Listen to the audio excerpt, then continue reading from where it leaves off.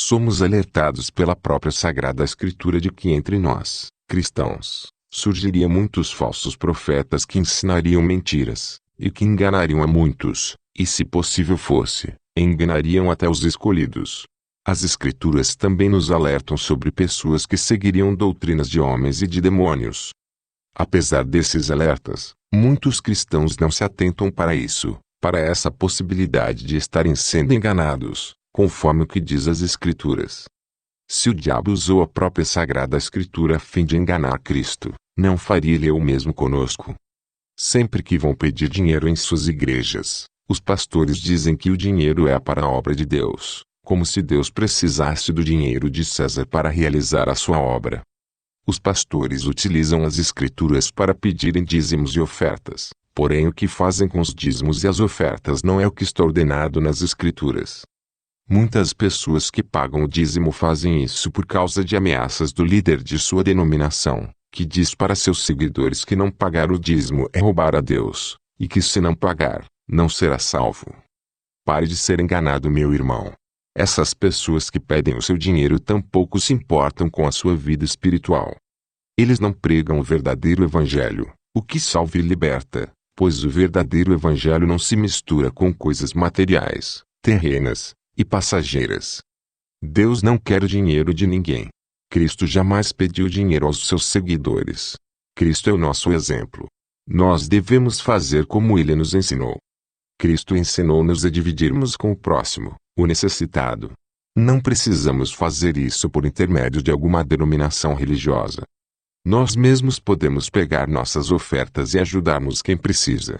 Dessa forma nós realmente estaremos fazendo o que Cristo nos ensinou. Se nós darmos dinheiro no templo, para o pastor que cada vez está mais rico, sabendo que algum parente nosso, ou vizinho, está passando por necessidades, não tendo o que comer ou vestir, nós estaremos desobedecendo a Cristo, fazendo o contrário do que ele nos ensinou. A oferta ao templo será totalmente em vão, pois a verdadeira vontade de Deus é que nós tenhamos amor pelo próximo, e não por paredes de concreto, que não têm vida. Deus não precisa de dinheiro para que a obra dele possa ser feita. Foi Deus quem criou todas as coisas. Ele tem poder para fazer tudo o que desejar. O dinheiro não se compara ao poder de Deus. Pare de achar que Deus precisa de dinheiro para fazer a palavra dele chegar às pessoas.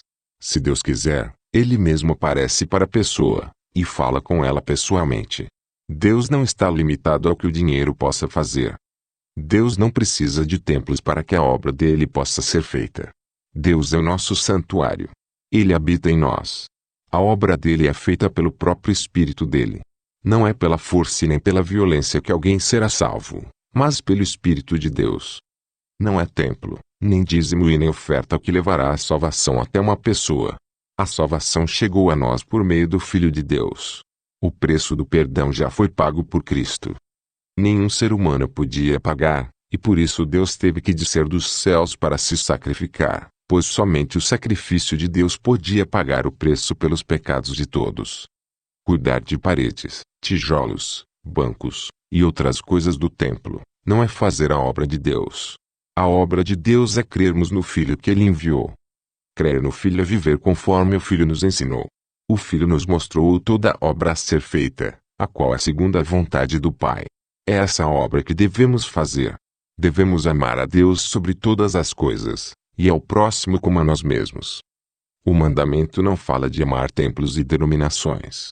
Essas coisas não têm vida, e não recebem o Espírito do Pai. Devemos ter zelo pela vida do nosso próximo, assim como nosso Senhor teve zelo por nossa vida. Se Deus nos perdoa, e nós queremos o seu perdão, nós também devemos perdoar nossos inimigos. Esse é o Evangelho, essa é a obra de Deus. Se temos condições de ajudar quem precisa, não importa se temos muito ou pouco, mas se temos o suficiente para dois, nós devemos ajudar o próximo, pois esse é o Evangelho, e esse é o caminho a ser seguido por um verdadeiro cristão, que realmente deseja a salvação. Fuja desses pastores que utilizam os textos da lei para pedirem dinheiro em seus templos. Deus não recebia os dízimos e ofertas num templo imundo, sem purificação e santificação. Esses templos de hoje são incapacitados de receberem os dízimos e ofertas descritos na lei. Mesmo que fosse para nós continuarmos levando os dízimos e ofertas ao templo, isso aconteceria em Israel. O templo precisaria estar de pé, e não somente a parte da lei que fala dos dízimos e das ofertas deveriam ser obedecidos, mas toda a lei que envolve o templo. E os dízimos e as ofertas seriam utilizados para alimentar os órfãos, as viúvas e as pessoas que cuidariam do templo. Jamais seriam utilizados para enriquecer um líder religioso. Não prenda sua vida espiritual ao dinheiro. Não pense que sua salvação depende disso. Não faça votos, ofertas, ou pague dízimos com o objetivo de ganhar algo de Deus. Se precisamos de algo, basta fazermos uma oração a Deus, e Ele nos concederá. É claro que existem exceções. Deus sabe o que é melhor para nós. A vontade dele não é de nos dar algo que possa nos levar para a perdição eterna. O maior dízimo e oferta que podemos dar a Deus é a dedicação da nossa vida a Ele. É nos entregarmos a Ele para sermos verdadeiramente seus servos. É vivermos conforme Ele deseja. É abandonarmos o pecado. É amarmos a Ele e ao nosso próximo. É isso que Deus quer de cada um de nós. Para fazermos isso não precisamos de dinheiro e nem de templo. Basta nos entregarmos a Deus, em espírito e verdade, e vivermos como Ele deseja. Para concluirmos esse assunto, novamente afirmo, Deus não precisa de dinheiro para que a obra dele possa ser realizada. E muito menos precisa de um templo para isso. O Espírito de Deus é quem faz toda a obra em nós. Ajude o teu próximo com o dinheiro que você dá na igreja, e lhe garanto que verdadeiramente Deus lhe abençoará, pois foi isso que Cristo nos mandou fazer. E quando você precisar de algo, seja cura, ou libertação, e etc., faça uma oração, e fale diretamente com o Pai. Confie nele, e o mais ele fará.